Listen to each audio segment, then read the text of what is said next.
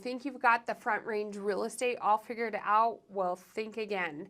From garbage can loans that they offered in 2008, we need to talk about what's really going on in the Denver, Colorado Springs housing market today.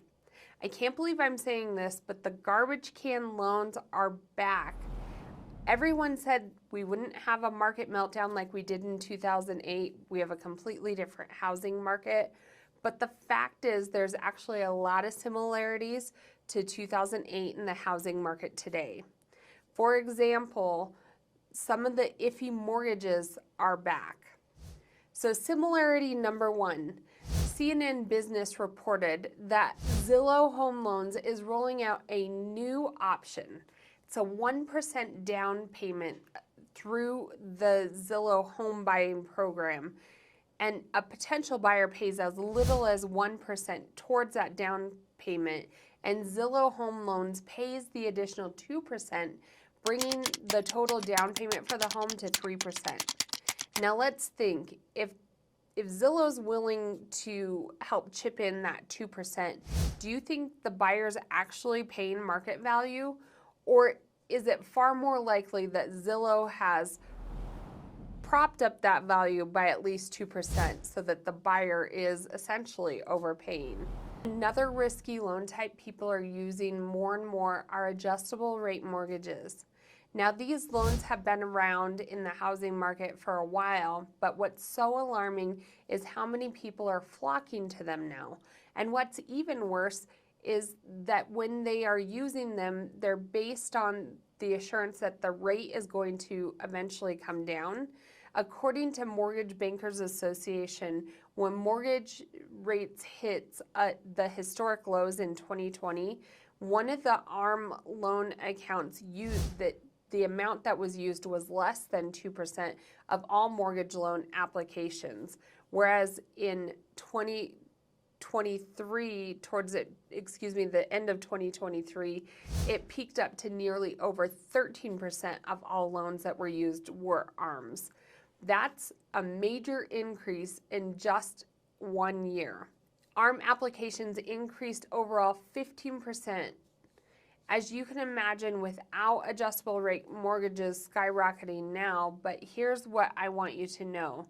That do these buyers really understand how these loans work, or are they just being told, don't worry about it, don't sweat the details, mortgage rates are going to be coming back down? So much of the risk here is that how prepared these buyers are, and do they understand that loan program? Have you ever thought about how a loan officer can truly qualify a buyer when they don't know how high the mortgage will eventually go to?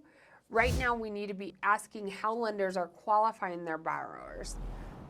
I mean, basically, the loan officers are being sloppy with the escrow account and how they're qualifying these borrowers. Let's just say that a new construction home that the land is valued at maybe around $40,000. Property taxes today based on that might be about $50 a month. The very next year after the home is built, the home will be reassessed and that property value will go from $40,000 to maybe $650,000. And that's probably a difference of about $400-ish a month in property taxes alone. And guess what? The lenders are qualifying those borrowers based on the $50 a month, when a year later the borrower's payments could be going up around $400,000 a month. Think that's going to put some of them in default? Yeah, it absolutely will. Your average homeowner cannot handle their mortgage payment going up by $400 a month. Loan officers should be qualifying their buyers based on what their taxes will be, not where they are at before they're built. Another similarity that I am seeing is that the whole mortgage industry is in trouble, just like it was in 2008. During the 2008 housing crash, we saw hundreds of mortgage companies go bankrupt and thousands of employees being laid off. Well, fast forward, and we're seeing it happen all over again. If you check out the website, thetruthaboutmortgages.com, they have an article titled "A Long List of Mortgage Layoffs, Mergers, foreclosures, and they describe how they first created the list in 2007 of mortgage layoffs and closings and have continued to add to it over the years. The writer explained that since early 2022, mortgage layoffs have been driven by a major decrease in refinance demand and a dwindling pool of eligible home buyers. You will literally see thousands of layoffs, bankruptcies, and mergers. Think about this. When we hear about how jobs are still really strong and how unemployment rate is really low, you need to remember loan officers are self-employed. They aren't eligible for employment, or for unemployment, I should say. Okay, so it isn't going to register with those unemployment statistics because they don't qualify for unemployment. Whether we like it or not, there are way more similarities to 2008 than anyone is actually talking about. So the third similarity is that the feds have tried to fix the housing market both times. Each of these times, the Fed's goal in raising rates has been ineffective. In 2008, the Fed raised rates and it didn't slow down the market because of alternative forms of financing options like ARMs. There were so many negative amortization loans and adjustment rate loans, but it didn't matter how much the Fed raised the rates, it wouldn't work.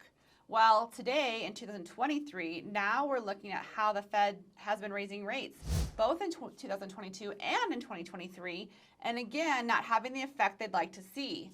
Well, why isn't it working? Well, new construction is providing all these incentives and alternative forms of financing that they are giving to the buyers as a way out of those high interest rates. And this is also sending mixed signals to the feds. Let's talk about shelter costs, okay? Shelter costs are the expenses that include rent, mortgage, principal, interest, that kind of thing. While these aren't huge parts of the CPI, also known as the Consumer Price Index, but the huge price, the Fed has to keep those interest rates up because the shelter costs aren't dropping.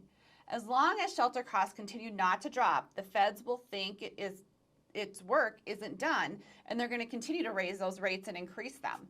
So once again, we see these similarities between now and 2008. Another big issue we need to talk about is how student loan payments will affect the housing market. People began resuming their student loan payoffs in October, and this is definitely going to make a difference to many buyers and homeowners' budgets.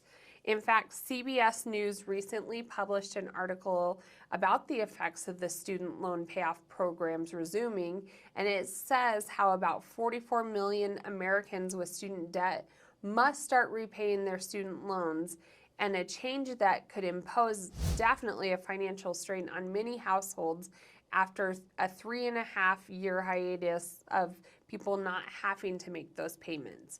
Some even think it will help tip us into somewhat of a recession.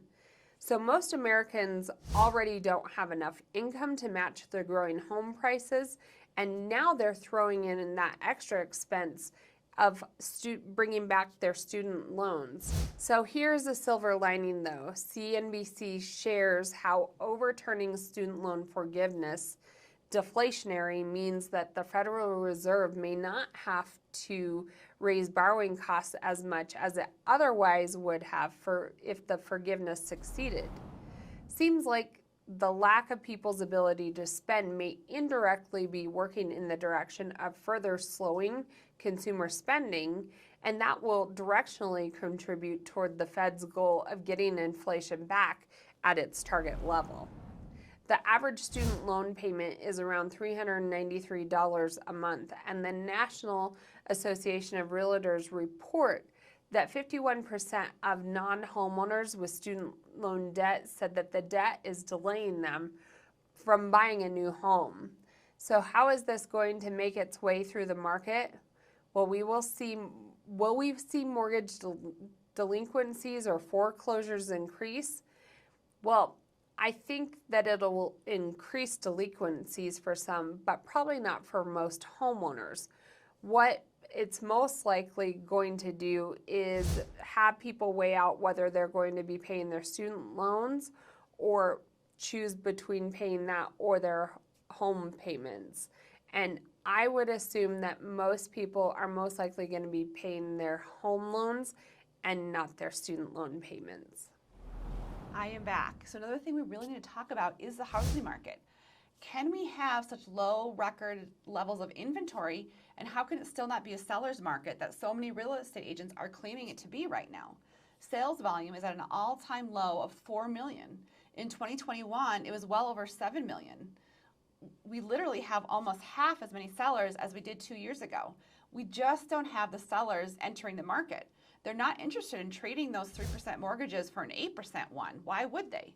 Well, most of the realtors out there are going to point out that the lack of available inventory and say we're firmly in a seller's market.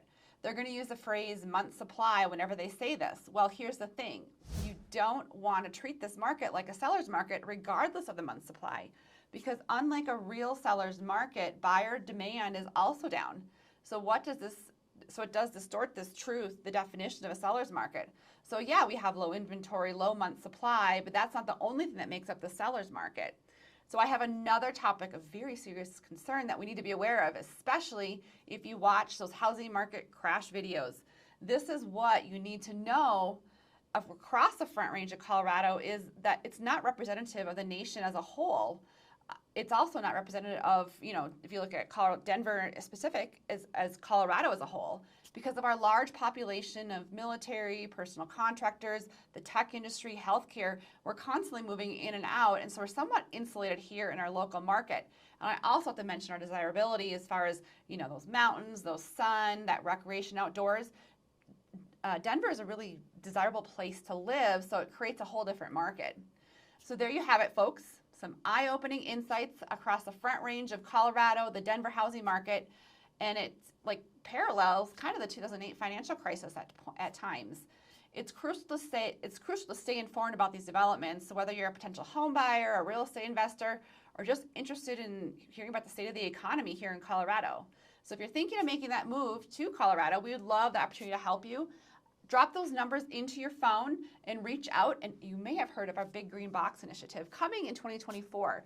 In 2024, whether you buy or sell a home here in Colorado with us, Colorado's Finance Agency, our clients get to choose from 6 luxury closing gifts and open our Big Green Box to see what they are. So picture a Louis Vuitton bag in your new closet, or that 86-inch LG TV, or those iRoombas and Dyson vacuums that you may want. You get to choose from 6 of them. So reach out and we can tell you more about it and talk to you about the Colorado Springs real estate market. Put those numbers to your phone, and we're out of here from Colorado.